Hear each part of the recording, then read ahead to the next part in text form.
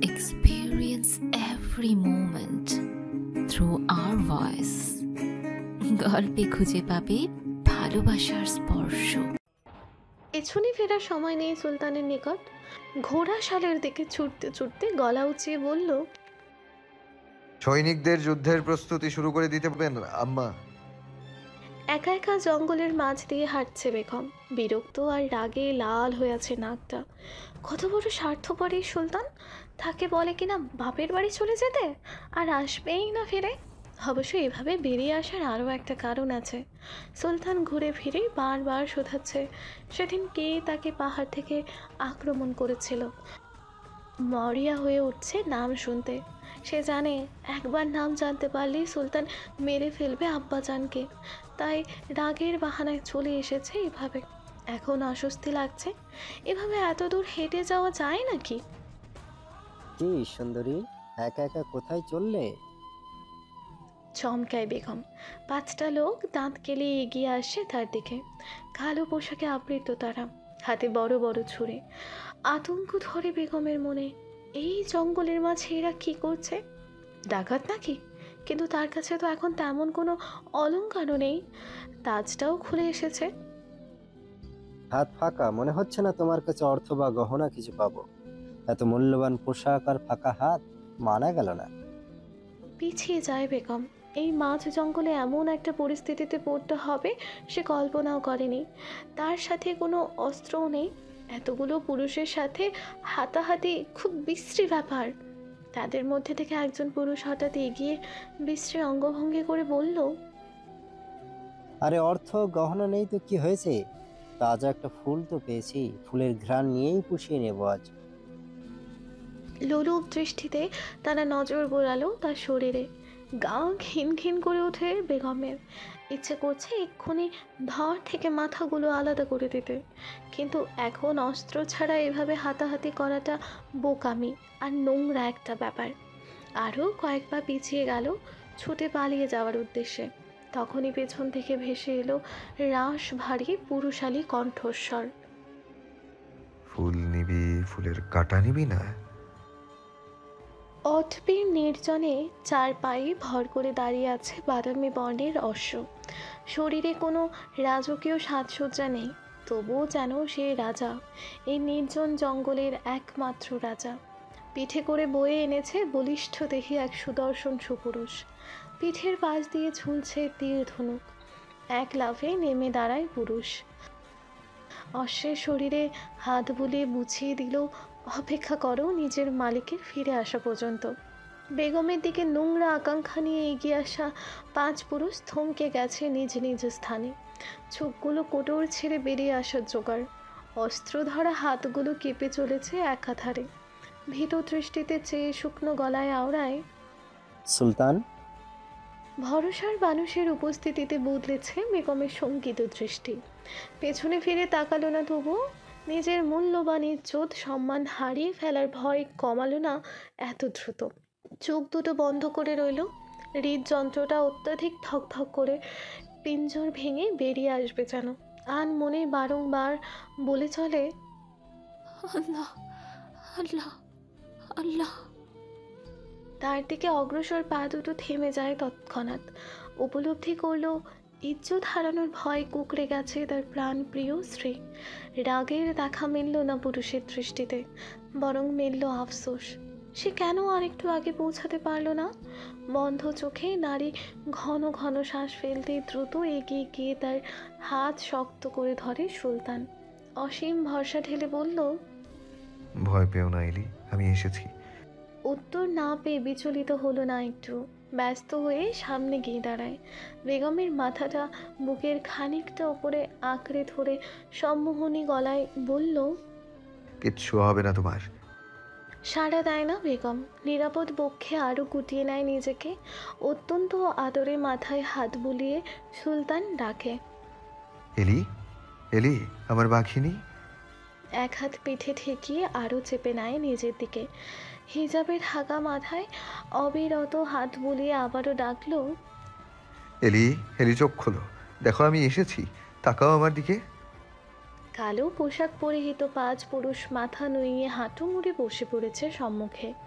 অস্ত্র ফেলে হাত জোর করে নত মস্তকে জানায়, মাফ করে দিন মহামান্য, আমরা জানতাম না উনি রাজবংশীয় নারী। জানলে কখনোই এমন ভুল করতাম না। ক্ষমা করুন, দয়া করে ক্ষমা করে দিন আমাদের। অগ্নি দৃষ্টিতে তাকালে সুলতান।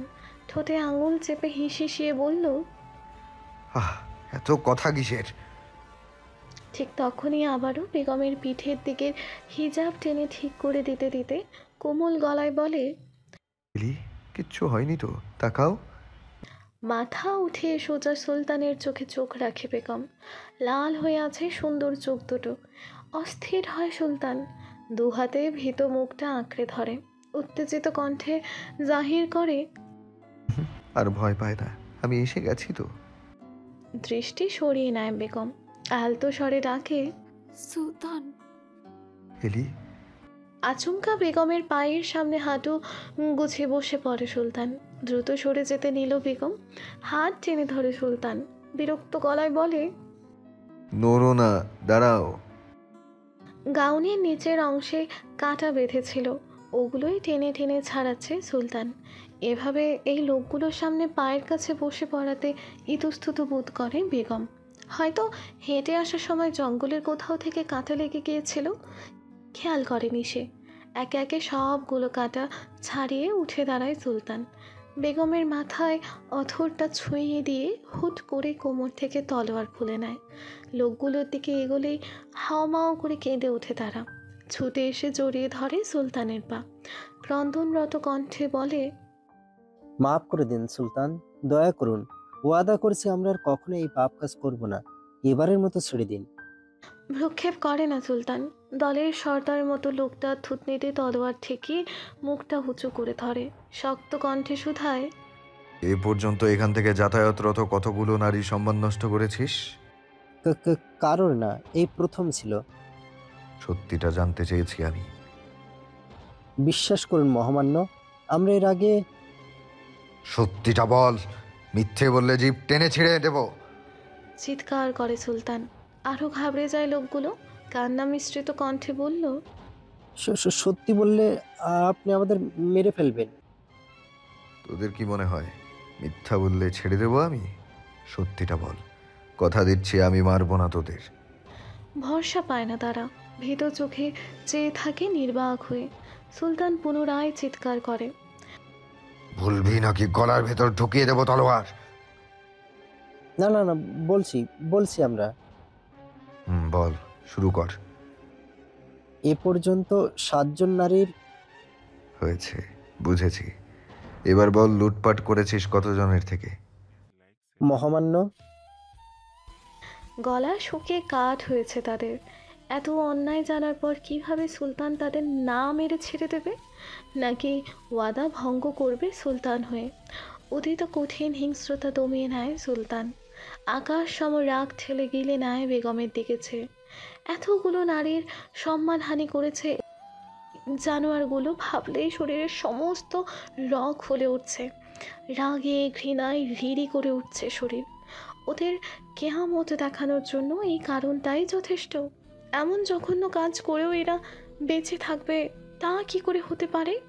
ইচ্ছে করছে এক্ষুনি এগুলোকে উত্তপ্ত কড়াইতে ছেড়ে তেলে ভেজে ফেলতে। ধর্ষণ দুনিয়ার সবচেয়ে নিকৃষ্ট শব্দ। 7টা নারীর সম্মান নষ্ট করেছে। এই অপরাধের শাস্তি যাই দেওয়া হোক কম হয়ে যাবে। তবুও নিজেকে সংযত করল সে। ফ্যাঁসফ্যাঁসে গলায় বলল, অস্ত্র তুলে নে হাতে। কিছু না বুঝে হতবাক নয়নে চাইল তারা। সুলতান পুনরায় বলল, অস্ত্র ধর। ভয়ে আতঙ্কে কাঁপা কাঁপা হাতে অস্ত্র ধরে তারা। দৃষ্টিতে শঙ্কা, আকাশসম রাগ দমিয়ে রাখতে হিমশিম খেতে হচ্ছে সুলতানকে। অত্যন্ত শীতল আর হিম ধরিয়ে দেওয়া কণ্ঠে রহস্য মিশিয়ে বলল, জাদু দেখবি? জাদু? অস্ত্র তোদের হাতেও আছে, আমার হাতেও আছে। আমি অস্ত্র চালাবো না, তবুও তোরা এক এক করে মরবি। মানে? বেগমের দিকে ফিরল সুলতান। হিম শীতল কণ্ঠে বলল, শুনেছ নাকি এলি? 7 জন নারীর সম্মান নষ্ট করেছে ওরা। ওদের কি শাস্তি দেয়া যায় বলো তো? বাক্য সম্পূর্ণ করার সাথে সাথে তার হাত থেকে ছোঁ মেরে তলোয়ার নিয়ে নিয়েছে বেগম। হুট করে কেউ কিছু বুঝে ওঠার পূর্বে সর্দার মতো লোকটার পেটে সজোরে ঢুকিয়ে দেয় অর্ধেক তলোয়ার। বজ্রকণ্ঠে বলে ওঠে, মৃত্যু, ওদের শাস্তি একমাত্র মৃত্যু। বলতে বলতে রক্তাক্ত তলোয়ার তুলে তৎক্ষণাৎ অপরজনের গলায় চালিয়ে দেয়। চামড়া চিরে রক্তের ফোয়ারা ছোটে। চোখের পলকে মৃত্যুর কোলে ঢলে পড়ে দুজন। জঙ্গলের মাটিতে আছড়ে পড়ে তাদের অসাড় দেহ। কয়েকবার বড় বড় শ্বাস নিয়ে প্রাণ ত্যাগ করে। আকস্মাৎ ঘটনায় চমকে গেছে বাকি তিনজন, অথচ সুলতানের ভাবভঙ্গি খুবই স্বাভাবিক। পিছিয়ে যায় লোকগুলো, আতঙ্কিত কণ্ঠে চিল্লিয়ে বলে, আপনি ওয়াদা ভঙ্গ করছেন সুলতান, আপনি কথা দিয়েছিলেন মারবেন না আমাদের। আমি কখন মারলাম? মনে হচ্ছে মৃত্যু ভয়ে চোখে কম দেখছিস তোরা। মারছে সম্রাজ্ঞী আর দোষ লাগাচ্ছিস সুলতানের শরীরে। ছি ছি, এইটা ঠিক না। বিস্মিত হয় সুলতান। ক্রূর হাসি তার অধরে। আপনি আমাদের ধোঁকা দিয়েছে। আর বলা হলো না বাকি কথা। একই সঙ্গে তিনজনের গলা ছিঁড়ে দেয় বেগমের হাতের ধারালো তলোয়ার। ফিনকি দিয়ে ছুটে বেরোলো রক্তের স্রোত। মাটিতে পড়ে গলা কাটা মুরগির ন্যায় দাপিয়ে দাপিয়ে অবশেষে পাড়ি জমায় মৃত্যুর কিনারে। সুলতানের ঠোঁটে হিংস্র হাসি, সুন্দর ঠোঁট জোড়ায় বড় ভয়ঙ্কর সেই হাসি। নিথর দেহগুলোর সম্মুখে দাঁড়িয়ে তখনও ফুঁসছে বেগম। হেসে এক হাতে নিজের হাতে জড়িয়ে নেয় সুলতান। এক পলক মৃতদেহগুলোর দিকে চেয়ে তাচ্ছিল্য ভরা কণ্ঠে বলল, জানাজা মুবারক। খানিকক্ষণ চুপ থেকে আফসোসের সুরে বলল, তোদের জানাজা কে করবে? ভয় পাস না, শিয়াল কুকুর করে দেবে সময় মতো। বেগমের হাত ধরে ঘোড়ার দিকে এগোতে এগোতে বলল, চলো যাওয়া যাক। বেঁকে বসলো বেগম। হুট করে ঝাড়া দিয়ে হাত ছাড়িয়ে নেয়। ঝাঝালো স্বরে বলে, আপনি কেন এসেছেন? চলে যেতে বলেছেন, চলে যাচ্ছি। কে বলেছে আপনাকে আসতে? তোমার জেদ দিনকে দিন বেড়েই যাচ্ছে এলি। আর একটু দেরি হলে কি কি হতো বলো তো? যাই হোক, তাতে আপনার কি? চলে যেতে বলেছেন, তাহলে এবার এসেছেন কেন? ব্যাপার কি? আজকাল তোমার মেজাজ একটু বেশি খিটখিটে মনে হচ্ছে। আমার মেজাজ খিটখিটে হয়েছে? আমার? আর আপনি যে জোর করে আমাকে উত্তরীয় সাম্রাজ্যে পাঠানোর জন্য উঠে পড়ে লেগেছিলেন, তার বেলা? নিখুঁতভাবে কথাটা এড়িয়ে গেল সুলতান। ঘোড়ার পিঠে ঝুলিয়ে রাখা থলে থেকে তাজ বের করে বলল, আসো পরিয়ে দিই। এটা পড়া থাকলে অন্তত এই ঝামেলাটা হতো না। ওরা চিনতো যে তুমি সাধারণ কেউ নয়। পড়বো না আমি এটা। পড়তে হবে। বললাম তো পড়বো না। এই সাম্রাজ্যে থাকবো না, আর এই সম্রাজ্ঞীর তাজও পড়বো না। সরান এটা। আমার রাগ কিন্তু উঠে যাচ্ছে এলি। তো রেগে যাওয়ার বদলে বাঁকা হাসছে সুলতান। এক পা দুপা করে বেগমের দিকে এগোতে ছুটে পালাতে নেয় বেগম। খপ করে তার হাত চেপে নিজের খুব কাছে টেনে আনলো। বিরক্ত কণ্ঠে বলল, আরে দাঁড়াও, যাচ্ছ কোথায়? জোর জবরদস্তি করে কোনো রকম তাজটা পরিয়ে দিয়ে হাঁফ ছাড়ল। এবার শান্তি লাগছে মনে। তীক্ষ্ণ দৃষ্টিতে তাকালো বেগমের দিকে। একদম তার বেগম বেগম লাগছে এখন। তাছাড়া অবিবাহিত লাগছিল।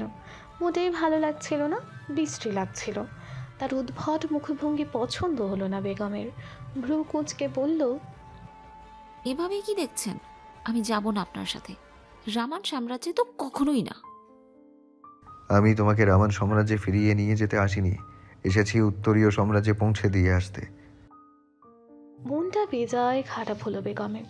সে ভেবেছিল সুলতান তাকে ফিরিয়ে নিয়ে যেতে এসেছে, অথচ সে তো এসেছে নিজ হাতে তাকে তাড়িয়ে দিতে। তাকে বুঝি আর ভালো লাগছে না? চেহারা নষ্ট হয়ে গেছে, তাই এখন তাকে তাড়িয়ে দেওয়ার এত তাড়া? সে আর পূর্বের মতো কারোর নজর কাড়ে না? তার প্রয়োজন ফুরিয়ে গেছে মানুষটার কাছে? রাগে অভিমানে কথা বলার ইচ্ছেও ফুরিয়ে এলো। চুপচাপ ঘোড়ার কাছে গিয়ে শান্ত গলায় বলল, চলুন। এত সহজে মেনে নেওয়াতে অবাক হয় না সুলতান। স্পষ্ট উপলব্ধি করতে পারছে অভিমানে মুচড়ে পড়েছে তার প্রেয়সী। ইচ্ছা করেই কথাটা বলেছে সে। না হলে বেগম আবারও ফিরে যাওয়ার জেদ ধরত, কিন্তু এখন রাগে অভিমানে স্বেচ্ছায় চলে যাবে উত্তরীয় সাম্রাজ্যে। কি হলো, চলুন, দেরি হয়ে যাচ্ছে তো। ভাবনা ছেড়ে এগিয়ে যায় সুলতান। প্রেয়সীর মন খারাপ জেনেও ভাঙায় না অভিমান। বেগম নিজেও আর তাকালো না তার দিকে, যথাসম্ভব দৃষ্টি ঘুরিয়ে অন্যদিকে চেয়ে রইল। যে তাকে চায় না তার দিকে কেন দেখবে? বিপত্তি ঘটল ঘোড়ায় ওঠার সময়। এখানে ঘোড়ায় ওঠার কোনো ব্যবস্থা নেই। তাড়াহুড়োয় সুলতান সাধারণ ঘোড়া নিয়ে চলে এসেছে, ওঠার তো ব্যবস্থা করা নেই। সুলতান অভিজ্ঞ হওয়ায় কোনো প্রকার ব্যবস্থা ছাড়াই উঠতে পারে, কিন্তু বেগম, সে গাউন পরে লাফিয়ে কিভাবে উঠবে? তাকে চুপচাপ দাঁড়িয়ে থাকতে দেখে সুলতান শুধালো, কি হলো, কোনো সমস্যা? উঠবো কিভাবে? ঘোড়ার দিকে তাকালো সুলতান। ভ্রুকুচকে কিছুক্ষণ লক্ষ্য করতে উপলব্ধি করতে পারল আসল ঘটনা। আচমকা মৃদু হাসি ফুটে ওঠে তার অধরে। বেগমের আড়ালেই লুকিয়ে নেয় হাসিটা। গম্ভীর কণ্ঠে বলল, এখন আমি তো আর পাগলা প্রেমিকের মতো উরু বা পিঠ পেতে দিতে পারি না যে তুমি সেখানে পা রেখে উঠে পড়বে। এতে আমার ভীষণ অসম্মান হবে। একজন সুলতানের অপমান বুঝতে পারছো? ধুর, জানতো আপনি, উঠা লাগবে না আমার, হেঁটেই চলে যেতে পারবো আমি। কিছুক্ষণ আগে কি ঘটলো ভুলে গেছো? আমি তো আর আমার তলোয়ার তোমাকে দিয়ে দিতে পারি না। আমারও নিরাপত্তার একটা ব্যাপার আছে। লাগবে না আপনার সাহায্য। অবশ্য আরেকটা ভালো বুদ্ধি আছে তোমার কাছে, তুমি চাইলে সেভাবে উঠতে পারো। কপাল কুচকায় বেগম। নিশ্চয় কোনো বাজে বুদ্ধি। সুলতান হেসে বলল, নীরবতাকে সম্মতি ধরে নিলাম। বলতে বলতে হুট করে ঝুঁকে পড়ে বেগমের উরু জড়িয়ে ধরে শক্ত করে। তৎক্ষণাৎ কাঁধে তুলে নিয়ে দাঁড়িয়ে পড়ে। আকস্মিকতায় চমকে ওঠে বেগম, চিৎকার করে বলল, কি করছেন? নামান আমাকে। স্বামীরা ভালোবেসে বউকে কোলে নেয়, আর আপনি না সব সময় বেলাজ বদমাসের মতো কাঁধে তুলে ফেলেন। নামান বলছি, অসভ্য নোংরা লোক। আমিও তোমাকে ভালোবাসি। নষ্ট বাজে পুরুষ। বললাম না ভালোবাসি। খারাপ একটা। এলি, আর কতবার বলবো আমিও তোমাকে ভালোবাসি? বারবার কেন ভালোবাসি বলছো? কি কি বললেন আপনি? আমি কখন ভালোবাসি বলেছি? নষ্ট বলেছি, নষ্ট। কিন্তু আমি তো ভালোবাসি শুনলাম। দুষ্টু হেসে বিস্মিত বেগমকে তুলে দেয় ঘোড়ার পিঠে। নিজে উঠে বসে। ঘোড়া ছোটায় উত্তরীয় সাম্রাজ্যের দিকে। অটবি কাঁপিয়ে ছুটছে অশ্ব। মহলের বাগানে ক্লান্ত হয়ে বসে আছে মাহাতাব। শেহজাদি তোহফাকে নিয়ে উত্তরীয় সাম্রাজ্যে যাওয়ার কথা থাকলেও এখন তা হয়ে ওঠেনি। ওমারের গুপ্তচরের খবর পেয়ে হন্তদন্ত হয়ে তাকে ধরতে ছুটতে হয়েছিল। অবশেষে নূর বাজার থেকে ধরতে পেরেছে সেই গুপ্তচরকে। কারাগারে বন্দি করা মাত্রই এখানে এসে বসেছে বিশ্রাম নেওয়ার জন্য। আবারও উত্তরীয় সাম্রাজ্যে যেতে হবে শেহজাদিকে নিয়ে। হঠাৎ নজর পড়ল রজনীগন্ধার গাছগুলোর দিকে। পড়ে থাকা গাছগুলো কেউ আবারও সোজা করে লাগিয়ে দিচ্ছে। বাঁচিয়ে তোলার চেষ্টা করছে বুঝি। গাছের আড়ালে থাকায় শুধু হিজাবটুকুই দৃষ্টিগোচর হচ্ছে। অবাক হলো সে, ধমকে উঠল জোরে সোরে, এই, কে ওখানে? কোন সাহসে বাগানে ঢুকেছ? বেরিয়েছো, বেরিয়েছো বলছি। ধীরে ধীরে উঠে দাঁড়ালো জার্নাব। হাত ভর্তি কাঁটা নিয়ে ঝাঁঝালো স্বরে বলল, আস্তে করে কথা বলতে পারো না তুমি? সব সময় চিৎকার চেঁচামেচি ছাড়া কথা বলতে পারো না আজকাল? সৈনিক প্রধান হয়েছো বলে কি চিল্লাচিল্লি করতে হবে সব সময়? চমকে উঠল মাহতাব। বোকা মেয়েটা ধমকাচ্ছে তাকে। এই দিন কিভাবে এলো তার জীবনে? অসহায় গলায় বলল, আমার থেকে তো তুমি চোর কথা বলছো জুই। জিভ কাটে জার্নাব। হুট করে রেগে গিয়ে জোরে কথা বলে ফেলেছে। ইচ্ছে করে তো বলেনি। আমতা আমতা করে বলল, তুমিও জোরে বলেছ, আমিও বলেছি, ব্যাস শেষ। এখন চুপ করো, আমাকে কাজ করতে দাও। ধীর পায়ে উঠে আসে মাহতাব। ভালো করে দৃষ্টি দিল জার্নাবের দিকে। নাকে কাদা, কপালে কাদা। নিজের কি অবস্থা করেছে মেয়েটা, তবে সুন্দর লাগছে। সে মুচকি হেসে বলল, তোমার ওইসব করার কি দরকার? সেবক সেবিকা আছে তো, ওদের বললেই করে দিত। ওরা কেন করবে? গৃহে থাকতে তো জোভিয়ার পছন্দের রজনীগন্ধা গাছ আমি নিজেই লাগিয়েছিলাম। এখানেও আমি নিজেই পারবো। আবার জোভিয়া? কেন? তোমার কি সমস্যা? না না, কোনো সমস্যা নেই, তুমি করো করো, আমিও আসবো নাকি সাহায্য করতে? তুমি তুমি গাছ লাগাবে আসমাইন? ছোটবেলায় আমার কত গাছ উপড়ে ফেলে দিতে সব মনে আছে আমার। নির্বাক হয়ে চেয়ে আছে মাধব। এখন কি ছোটবেলায় করা ভুলের জন্য প্রিয়তমার মন জয় করা যাবে না? মহামুসিবত তো, তার প্রেমেই কেন এত বাধা? উত্তরীয় সাম্রাজ্যের বিশাল ফটক পেরিয়ে থেমেছে অশ্ব। সুলতান নেমে বেগমকেও নামিয়ে আনে হাত ধরে। তৎক্ষণাৎ হুলস্থুল বেঁধে যায় মহল জুড়ে। সেবক সেবিকা সৈনিক সকলে ছুটে আসে আপ্যায়ন অংশ নিতে। হুট করে এভাবে ছুটে আসাতে হকচকিয়ে যায় সুলতান। কাল বিলম্ব না করে সামলে নেয় নিজেকে। বিবাহের পর খুব দরকার ছাড়া এখানে আসা হয় না। বেগম নিজেও আসতে চায় না তেমন একটা। সুলতান ইহাসান বাণিজ্যিক চুক্তি করতে দক্ষিণী সাম্রাজ্যে গিয়েছেন, তাই এক প্রকার বাধ্য হয়েই এগিয়ে আসতে হয় মার্জিয়া সুলতানাকে। ঠোঁটের কোণেই কৃত্রিম হাসি ফুটিয়ে প্রধান দ্বার ঠেলে এগিয়ে আসে। দুহাত মেলে ধরে আহ্লাদি গলায় ডাকে, এলিজা আমার মেয়ে। আম্মাজান, অভিনয়ে বড্ড কাঁচা আপনি। বিদ্রুপ করল বেগম। মায়ের ভালোবাসা চায় সে, অভিনয় নয়। সেই ছোট্ট থেকে সেই নারীর ভালোবাসা চেয়েছে, চাতক পাখির মতো চেয়েছে, কিন্তু তার সেই স্বপ্ন স্বপ্নই রয়ে গেছে। মায়ের ভালোবাসা পায়নি সে, কখনোই পায়নি। মায়েরা যে ভালোবাসা পেয়েছে তার এক কোণাও পায়নি। শিশু বয়সে যখন তার ছোট্ট হৃদয় বারবার আম্মা আম্মা করে ডেকেছে, তখনও এই নারী ছল করে গেছে। নিষ্ঠুর, বড্ড নিষ্ঠুর এই নারী। দৃষ্টি ছলছল করে ওঠার আগেই সুলতান শক্ত করে চেপে ধরে তার হাতটা, বল প্রয়োগ করে সামান্য, আবারও বুঝিয়ে দেয়, প্রয়োজন নেই তোমার অন্য কারোর ভালোবাসার, আমি একাই যথেষ্ট তোমার জন্য। মানল না যেন বেগমের হৃদয়। কাতর চোখে তাকালো মায়ের দিকে। অস্বস্তিতে পড়ল মার্জিয়া সুলতান। পরিস্থিতি সামলে উঠতে দ্রুত হাঁক ছাড়ল। কে আছো? দ্রুত ফুল নিয়ে এসো, স্বাগত জানাও। কতদিন বাদে তোমাদের শেহজাদি এসেছে। অতঃপর ব্যস্ত হয়ে তাদের দিকে চেয়ে বলল, তোমরা এসো, আমি ভিতরে গিয়ে দেখি তোমাদের কামরা প্রস্তুত হয়েছে কিনা। আসলে জানতাম না তো, খবর পেলে আগেই সব প্রস্তুত করে রাখতাম। মুখে রাগ নেই সুলতানের, গম্ভীর নির্জীব তার মুখভঙ্গি। রাগান্বিতও বোধ হয় খানিকটা, তবে তা প্রকাশিত হলো না। যথাসম্ভব নিজেকে শান্ত রাখল সে। সবাইকে তাড়া দিতে দিতে দ্রুত মহলের দিকে পা বাড়ায় মার্জিয়া সুলতান। মেয়ের কাতর দৃষ্টি এড়িয়ে যেতেই হয়তো সরে পড়তে চাইছে। পেছন থেকে বড় আগ্রহী ডেকে উঠল বেগম, আম্মা। হুম। ফিরল মার্জিয়া সুলতান। আগ্রহী নয়নে চাইল মেয়ের দিকে। ভালো আছো তুমি? হ্যাঁ, ভালো আছি। তুমি কেমন আছো?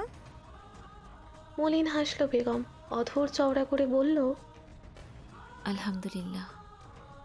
জামাইকে নিয়ে ভিতরে এসো, আমি সব কিছু প্রস্তুত করার ব্যবস্থা করছি। বলতে বলতে দ্রুত ভেতরে চলে গেলেন। সুলতানকে কিছু জিজ্ঞেস করলেন না।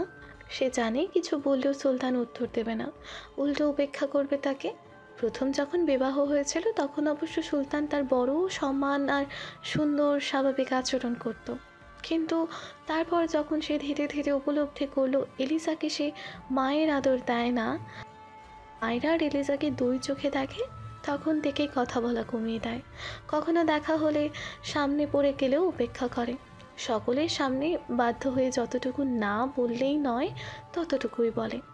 এখন যেহেতু সুলতান ইহসান উপস্থিত নেই, তাই সে স্বল্প বাক্য বাধকতাও নেই। তিনি চলে যেতেই সুলতান বিরক্ত মুখে বলল, কেন এর থেকে ভালোবাসা আশা করো এলি? কি প্রয়োজন এমন মানুষের ভালোবাসা? আপনি বুঝবেন না, চলুন ভেতরে যাই। চাইলে অবশ্য আপনি এখান থেকেও চলে যেতে পারেন। আপনি তো আমাকে এগিয়ে দিতে এসেছিলেন, সেই কাজ তো হয়েই গেছে। গাঢ় দৃষ্টিতে চাইল সুলতান। মলিন মুখটা হতাশ করলো তাকে। শক্ত করে হাত ধরে রেখেই বলল, পরে যাব, এত তাড়া কিসের? চলো ভেতরে যাই। হুম। ছোট্ট করে উত্তর দিল বেগম। মহলের দিকে কয়েক পা এগোতেই ইট পাথরের গাঁথুনি দেওয়া রাজকীয় রাস্তার দুই ধারে দাঁড়িয়ে যায় সহস্রাধিক সেবক সেবিকা। সকলের হাতে হাতে ফুলের ডালা, হাত তুলে সেই ফুল ছুঁড়ে দিচ্ছে তাদের দিকে। ঝরঝর করে ফুলের বৃষ্টি হচ্ছে মাথার ওপর। মহলের দ্বারে পা রাখতেই মাথা ধুইয়ে সম্মান প্রদর্শন করে সকলে। আচমকা স্বল্প বয়সী একজন সেবিকা ধীর গলায় বলে বসে, কত সুন্দর সুলতান শাহজাহান, আমার তো নজরই সরছে না। পাশে দাঁড়ানো অপরজন বলে, আসলেই বড় সুদর্শন এই পুরুষ। দুজনই সেবিকা হয়েছে নতুন নতুন। বয়স আর কত হবে, বড় জোর 16-17। কিশোরী আবেগপ্রবণ মেয়েরা বুঝতে সক্ষম হলো না যে তাদের ধীর স্বরে বলা কথা সকলে শুনতে পাচ্ছে। চোখ বড় বড় করে তাকায় সুলতান। কাশি উঠে যায় তৎক্ষণাৎ। এতটুকু মেয়ে বলে কি? বেগমের পা থেমে যায় অচিরেই। তাদের দিকে এগিয়ে যেতেই একজন প্রবীণ সেবিকা এসে হাত জোড় করে বলল, ক্ষমা করে দিন, ওরা বুঝতে পারেনি, নতুন এসেছে তো, বুঝতে পারে না কোথায় কি বলতে হয়, নির্বোধ তারা। উত্তর দিল না, বরং তাকে পাশ কাটিয়ে মেয়েগুলোর দিকে এগোচ্ছে বেগম।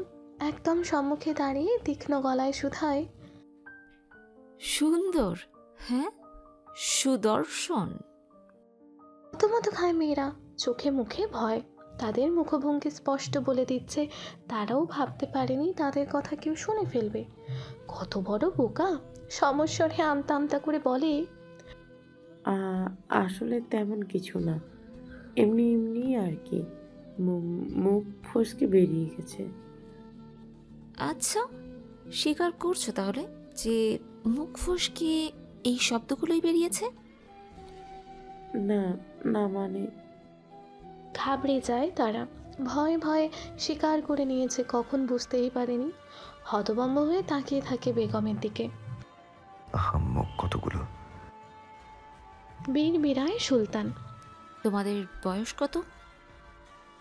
শুধালো বেগম। 17।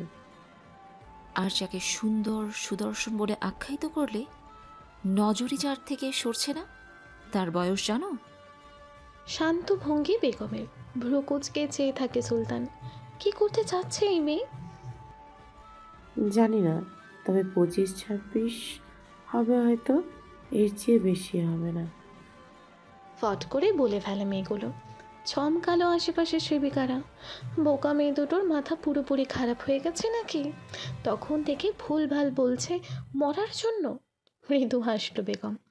অধর বাঁকিয়ে বড় আয়েসি ভঙ্গিতে বলল, 25-26? এই বুড়ো লোকটাকে দেখে তোমাদের কাছে 25-26-এর যুবক মনে হলো? খুবই বাজে নজর পছন্দ। উপস্থিত সকলেই এবার হাঁ করে তাকালো সুলতানের দিকে। এহেন কথাতে গলা খাকারি দিয়ে আশপাশ দেখতে থাকে সুলতান। বুড়ো? আর সে এত দ্রুত তাকে বুড়ো বানিয়ে দিল এলি? 2 দিন পর তো বলবে এই বুড়ো লোকের সাথে আমি থাকবো না। বুড়ো বলতে বলতে যদি বলে বসে ভালোবাসি না বুড়ো লোককে, তখন তার আকাশ কুসুম ভাবনায় বাঁধ সাধে বেগম। অত্যাধিক শীতল কণ্ঠে বলল, 34 বছর বয়স, মানে তোমাদের বয়সের দ্বিগুণ বয়স। বাবার বয়সী না হলেও প্রায় কাছাকাছি। নাও, এখন চাচ্চুটাকে ভুল শুধরে নাও। চাচ্চু? হ্যাঁ, চাচ্চু। এত অবাক হচ্ছ কেন? ভালো মেয়েদের মতো চাচ্চু ডেকে ফেলো তো। কিন্তু ডাকো। সজোরে ধমকে উঠল বেগম। আকস্মাৎ ধমকে কেঁপে উঠল মেয়েগুলো। কাঁপা কাঁপা কণ্ঠে আওড়ায়, চাচু? ওনার দিকে তাকিয়ে ডাকো। চাচু? আবারও ডাকলো মেয়েরা। এবার দৃষ্টি সুলতানের দিকে রেখে ডেকেছে। কণ্ঠে ভয়, আতঙ্ক, দৃষ্টি চঞ্চল, উত্তেজিত। পিঠের নিম্নভাগে হাতের বন্ধন এঁটে দাঁড়িয়ে রয় সুলতান। মেয়েগুলোর খুব কাছে এগিয়ে যায় বেগম। দুজনের মাঝে দাঁড়িয়ে মাথায় আলতো হাত বুলিয়ে বলে, এই তো লক্ষ্মী মেয়েদের মতো কথা, অনেক ভদ্র তোমরা। ভয়ে আরও আড়ষ্ট হয়ে দাঁড়ায় মেয়েরা। অথর প্রচারিত করে জোরপূর্বক হাসে বেগম। সকলের আড়ালে তাদের কানের খুব কাছে হিম ধরানো কণ্ঠে ফিসফিসিয়ে বলে,